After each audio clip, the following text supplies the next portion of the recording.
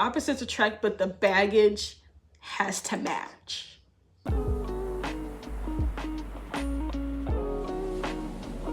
Welcome and welcome back to the channel. It's your girl Sierra, and I'm actually doing a new segment. I just thought of it because I was like, you know, this would be interesting to do. And it's in defense of. And these are mainly going to be about Degrassi couples who I believe I should defend them a little bit. Like just with certain things that come up for me and discussing them. So starting off for our first video for In Defense of is Jenna and K.C. I know the first couple is not Eli and Claire because y'all know I'm a Claire girly. But let's go ahead and dive on into Jenna and K.C. So first off, Jenna, we're introduced to her. We know her mom left, her dad's a trucker, and her brother does like odd jobs to get by.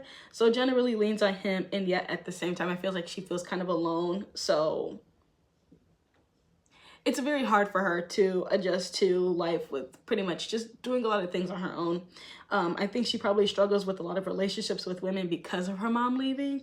And there is this belief possibly that there's always something tied to when someone is in your life. Like there's always a contingency.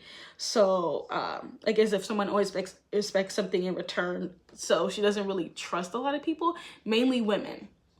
Because as we heard early on, Jen was always the person to steal boyfriends. And I feel like she also believed that other girls had ulterior motives too, just like her. So this belief that all women are just as messy as her, or that, you know, all girls are doing things to get at each other, pretty much always being catty, conniving type of thing. So, but in turn, she also doesn't trust herself to make the right choices because, as we see, getting with K.C. was not the right choice. But this is also in defense of them as a relationship, and also them just together through like karmic relationship type of thing. And then there's K.C. K.C.'s mom is in rehab and she lost custody of him. Dad's in jail. And K.C.'s very much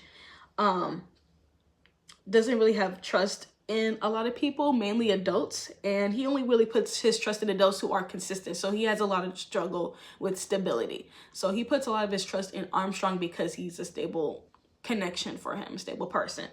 And so when Armstrong doesn't do something that he wants to do, so rocking that boat a little bit by not supporting him, it kind of made him snap a little bit and caused him to key his car. But the thing is, Armstrong wasn't the type of person to lash out or hurt him, but he did want him to be held accountable. And his mom was just like, well, he didn't do it. And so I feel like as if with his mom finally stepping up and defending him, he kind of started to become a little bit more lenient with her because she gave that stability of someone standing up for him all the time, despite the fact that he needs to be held accountable for his actions. So it's kind of like getting away with murder in a way, in his ability to do that. But he also tends to have a lot of anger issues, and he's quick to being very defensive towards people. Anyway, this camera's up. So we can't talk about Jenna and K.C. without talking about K.C. and Clare, okay? So K.C. saw stability in Clare, but I think he also saw an urge to prove her wrong a lot, especially after her not believing that he was meant to be in the gifted program, which quite honestly, in defense of Claire, I don't think he was meant to be in the gifted program either. And to be quite honest, I don't think Claire was meant to be in the gifted program. To be quite honest, I feel like the only characters that really truly were meant to be part of this gifted program that we never heard of before was Allie and Connor. Outside of that, I don't think none of y'all were meant to be part of this gifted program. Whatever this gifted program is, it just came out of nowhere. I'm like, we have never heard about this program beforehand. I don't know if y'all just came up with that or whatever, but K.C. being part of the gifted program, I didn't believe it. Claire being part of the gifted program, no, I didn't believe that either. Like, as much as I like Claire, I did not believe that. I was like, okay, Allie, yes. Connor, yes. But the other two, no. I don't know. I didn't believe it. Also, the fact that Claire was wearing that schoolgirl uniform, she was like, I'm here for school. I'm like, girl, please. No. I feel like this is just my personal opinion, but some kids who have that mindset of like, I'm only here for school, are sometimes not the most brightest students either. Like, there's a difference between being cocky and actually being like academically gifted. Like, I feel like there's a little bit of a difference. I don't know, maybe it's just me, but there's like there's a difference where it's like, oh, I believe I'm the best, and they're actually being, you know, like a gifted student. You're just like, yeah, whatever. Like, I don't know, maybe that's just me, but yeah. But he really just deals with people like Claire a lot who underestimate him, and so he feels like a need to prove Claire wrong a lot. And she actually apologizes for this, so he's kind of like shocked, taken aback a little bit, like, oh, she actually feels sorry about this wrong perception she has of me. And he kind of like lets his guard down a little bit, because it just shows that someone is willing to actually get to know him, instead of just immediately being judgmental. Like, even though she was, but the fact that she did apologize, he's like, oh, maybe I can't open up to her, maybe I can trust her a little bit. And so I feel like after that, when they finally do get together, even K.C mentioned it, that they fought a lot. And I feel like they really struggled with probably like a lot of like miscommunication and having different backgrounds, because Claire, it comes from a 2-parent household, a Christian household, mind you. This is way before we find out that Randall is having an affair behind Claire's mom's back. I forgot her name. I think it was Diana. What was her name? I forgot her name, because her dad did say it in the episode in Better Off Alone. He literally did say, he was like, oh, the world doesn't revolve around you and your charities or whatever. And he said her name. I swear he did. But I do not remember.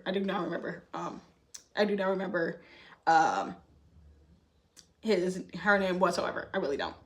But coming from that background difference, I feel like it messed with them, because with K.C.'s very unstable upbringing, unstable upbringing, and being in the group home, even though the group home is technically a place of stability for him, it's still unstable because there's other kids coming in. You don't know who's going to come in, how these kids are going to react, who's going to leave the next day, or the person who's in charge of the group home, is he going to stay? Is there something going to be different? Like, are they going to lose funding because this is government funded? Like, it's still unstable in a sense, but it's more stability than he's ever had. But I think because of their different backgrounds, they struggled a lot with communicating with each other, with K.C. always being very, very defensive, and Claire being Claire.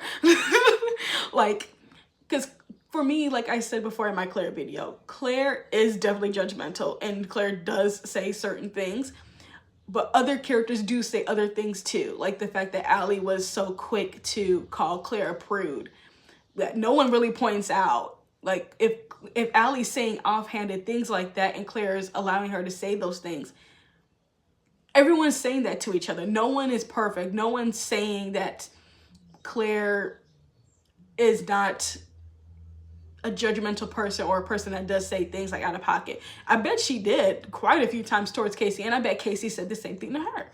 Like, it's just, they come from different backgrounds, miscommunication, and just struggles getting to know each other, really, because of their vastly different backgrounds, and how those backgrounds and how those environments have completely impacted their behaviors, how they talk to people, how they treat other people, and how they move about the world. It was a very difficult thing for their relationship.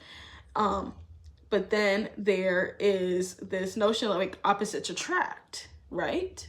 Good girl, bad boy, opposites attract. But to me, this is something that I wanted to point out just from this show in general. This is not towards anybody. Opposites attract, but the baggage has to match somewhat. And so for K.C. and Claire having this opposites attract, but their baggage does not match. Claire's baggage is her Christian background, her Christian values, this very strict upbringing, versus K.C and Jenna having similar baggage and being able to recognize that in each other. The fact that they both don't have a mom in their life. Their dad's not really there either. Not to say that they're better or perfect together or anything like that, but it's the recognizing and having those bonding moments over traumatic incidents. So trauma bonding a little bit, but also just noting that we've both dealt with the same thing, which is really how a lot of people become friends and how we move about in the world when it comes to building these connections with people. Because yes, opposites attract when it comes to making friends and everything, but we always tend to make friends with like-minded people. We tend to cultivate relationships with people, romantic, platonic, professional, based off of similar things, no matter what. Like, yes, there's a lot of trauma bonding, but that's literally how we develop our connections. Like for me personally, like let me take this personally. I'll put it towards me. With making my friends, a lot of my friends all struggle with mental health issues in some capacity. Okay. I will share a little bit of a story. I'm about to get real vulnerable here with y'all. But in college, I was severely depressed. It was not good. It was not fun. But my best friend, she doesn't live in state, but she was over here in my state for college. I'm not going to give y'all all those other details. But we were talking. We were both going through going through our own different experiences and mental health illnesses and everything like that. We were walking and talking because we were on our way to get food, I believe. I think we were going to downtown and getting some food because we were able to walk over. And I was talking about how I was feeling, because that's something we always talked about, was like how we're going, like how we're doing mentally and different things that we're going through. And literally she looked at me and she was just like, I'm not diagnosing you, and you know I love you.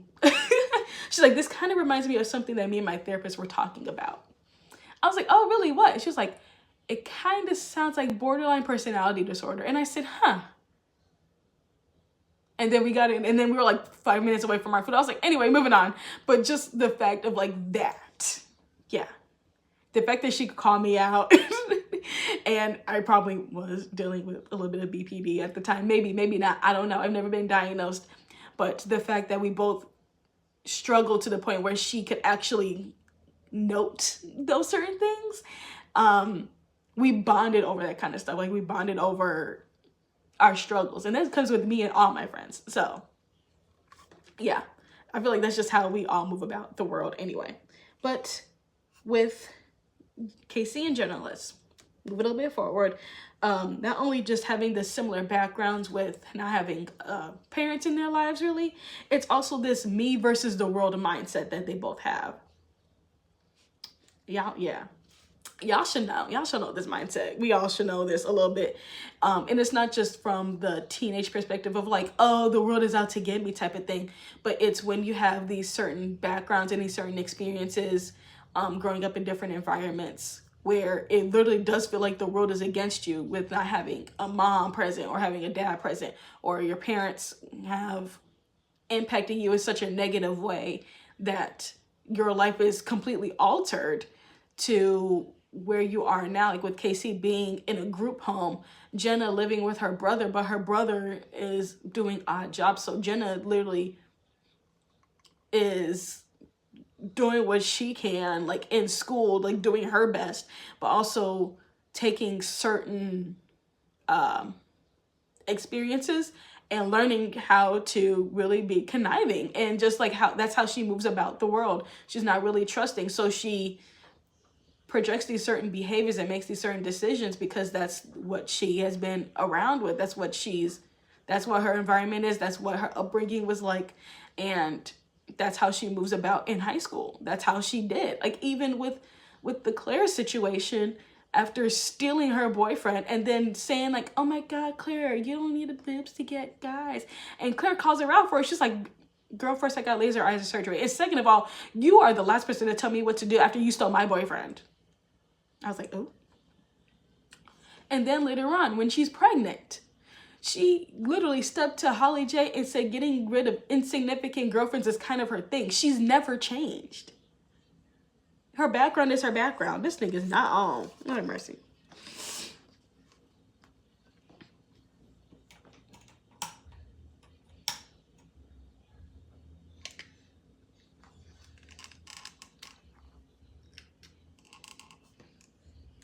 Lord mercy, this thing probably been off this entire time because I have never seen that light on. But yeah, like Jenna has never changed. Like that's who she's always been. So I feel like she's always moved about the world like that. And KC too.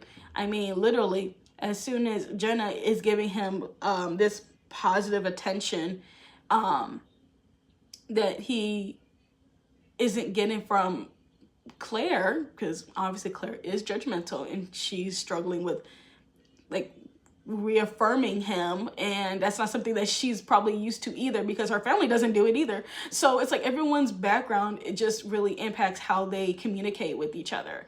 So if Claire is not reaffirming him or giving him all this positive attention, he's going to seek it out somewhere else. Not to saying it's right, but that's what K.C. is going to do.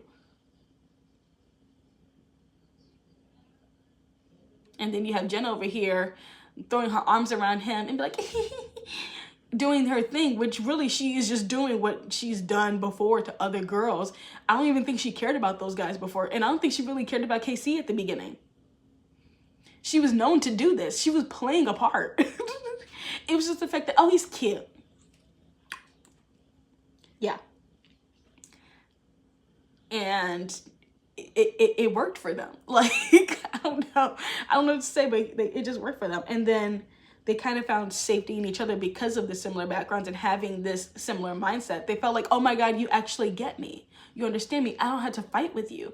Even with later on when Jenna starts to have her pregnancy symptoms, and KC gets, I think he gets like he gets some fries with like nacho cheese on top of it, right? On top of them. And he's all like, oh, I like how you're not like other girls. Like you don't like starve yourself. Like you eat. Like this is what I really like about you. And so I feel like they really bonded over those similar backgrounds and also having those similar like appetites, the ability to eat anything, and just having that environment where it's like you can't really be picky about your food. You don't really have a say on what you eat, how much you eat, or if the possibility you have any food to eat. Like, so you eat what you can get. And so I feel like for them, that's been their upbringing, versus households like Claire or not even Emma necessarily, of just like having different diets and being in that different environment. Like it all ties together. And so they really leaned on each other for like support and safety. But then at the same time, they were mirrors for each other. And you really saw that through the pregnancy, that they both have a lot of triggers. The fact that Jenna waited so late to acknowledge the fact that she was pregnant, and KC wanted nothing to do with the baby. It's something that is very similar to probably what his dad did, which was leaving. I mean, but also his dad was also the reason why his mom was even a drug addict in the first place. But that flight, it's ingrained in him from his environment. It's part of his behavior. Like that's something he can change. I'm saying that he can't change it, but that's something that's ingrained in him, is to run. And then for Jenna to hold off on her pregnancy for this long, that could have been something that her mom did, not necessarily with her, but maybe her mom would hold off on certain information. Maybe her dad did too, and her brother, because later on he does get a whole different job, and so she has to stay with Allie. Like holding out on information like that, that really can impact other people around you in a way of like a little bit of wave of denial, and also in a wave of like not wanting to take accountability. Yeah. So they really just triggered each other when it came to that situation with her being pregnant. And they really just showed each other like, oh God, yeah. Like, yes, we bonded over these certain things, but this could also be to the detriment of us because we're unhealed. Yeah. And then there's also the disagreement about the adoption, because at first KC doesn't want nothing to do with the baby, but as soon as Jenna is trying to take some responsibility and try to do what's best for her and the baby, he's like, no, let's keep the baby. I'm sorry, sir, what?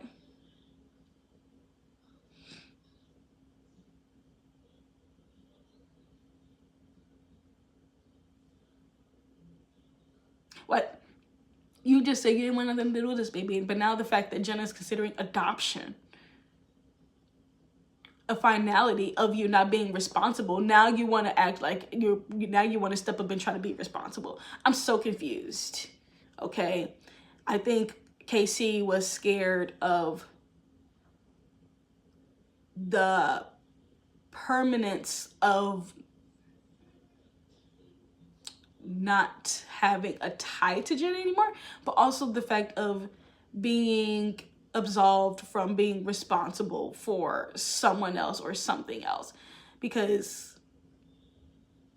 I don't know, I just feel like that's K.C as a character. Like, that really, he was like, he didn't want anything to do with Jenna with the pregnancy. He literally was like, oh no, we're done, we're broken up, whatever you want to do with the baby, that's your problem.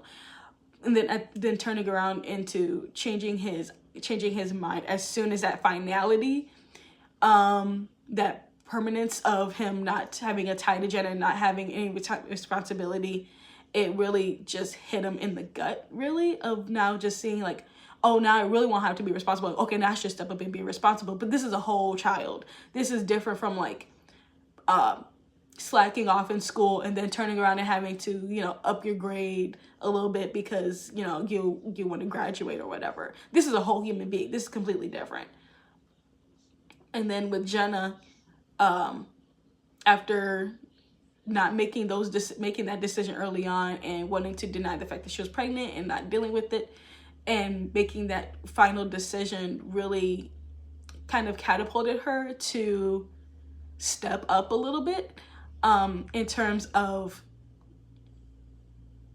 knowing what she's capable of and what she's incapable of. And she's not capable of taking care of a child. She noted that. She was like, no, she's like, I can't do this. And so with the fact that her and her brother, they were like, oh, we're gonna do what we can, I think she was kind of placating that a little bit because that's her only family left. But she wasn't in the mindset to do that because it's completely a huge shift in their lives. And then when they finally decide to actually keep the baby and they start to struggle a lot, K.C's tendency to run away again comes back when he starts to cheat on her with Marisol. And yeah, it's just a cycle for both of them. They trigger each other, but at the same time, they found safety in each other. So I feel like it's very much a complicated situation for both of them, as teenagers, of the products of their environment and their upbringing. So yeah. So really, I'm just saying like this in defense of the fact that Jenna and K.C, obviously they shouldn't have been together together forever. I'm not saying that, but in defense of them going through the journey that they have gone through, as much as I don't like Jenna and as much as I don't like K.C, I do respect the fact that they went on this journey together and they really move forward. I don't necessarily see Jenna maturing after that because we really didn't get much more in depth about Jenna after giving the baby up for adoption. We see her talking with Allie and being friends with Allie, and then later on we see Connor being interested in her and then her and Connor dating. Like, that's it. I would have loved to have seen Jenna actually take accountability for everything since the beginning and actually talking to Claire about the situation, because like I said in my Claire video, Jenna never apologized. And then when she was pregnant, she tried to take Holly J's man. Like, Jenna never took accountability for anything that she has done before. I would have loved to have seen that actual maturing journey for her, but we didn't see that. And for K.C, he dipped so soon because his dad was getting out of jail, so we didn't really get to see him mature either. So I feel like for both characters, they helped each other grow in some aspects, but they will have a lot of work to do on their own if they're not going to actually take accountability and change for the better. They're literally not going to change whatsoever. But this is just in defense of them being in each other's lives and having the journey that they did have. Because like I said, I don't like how Degrassi handled their generation by having all three girls deal with some type of pregnancy situation. We could have literally left it at, like, I feel like we shouldn't have had that with Allie. I don't think. Because, yeah, we had it later on with Allie, with her having the pregnancy scare. Like, we shouldn't have had it with Allie. We never should have had it with Claire. Like, if you're going to do it right, it should have just been just Jenna with this journey, and this would have made a lot more sense for Jenna to have this journey because of her background, because of what she's been through, and also because of K.C's background. And I don't know if the actor who played K.C was kicked off the show, or maybe he was doing other projects or anything like that. I don't know, but I just would have loved to have seen them both grow and mature and actually have those conversations with other people who their decisions have impacted. Yeah.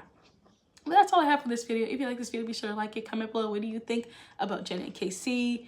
Are you for them, against them? Do you, whatever, I don't know. Anyway, that's all I have for this video. Goodbye, guys. Love you. Oh, I forgot about lessons learned. So Jenna learned to just speak up for herself, and that you can't run from hard things, but you also you shouldn't accept less than what you deserve. That's why she broke up with KC when finding out that he was cheating on her. And then with KC, you can't run from responsibilities and then decide to be responsible. Like, if you're going to do it correctly. You can't run from your responsibilities, and no one can heal you or fix you. You have to do that yourself.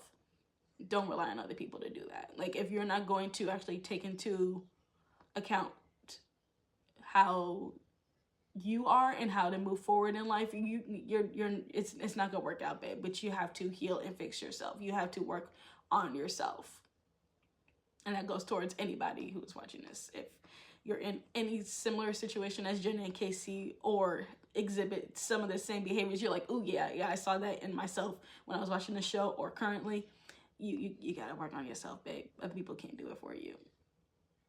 Anyway, that's it. Bye.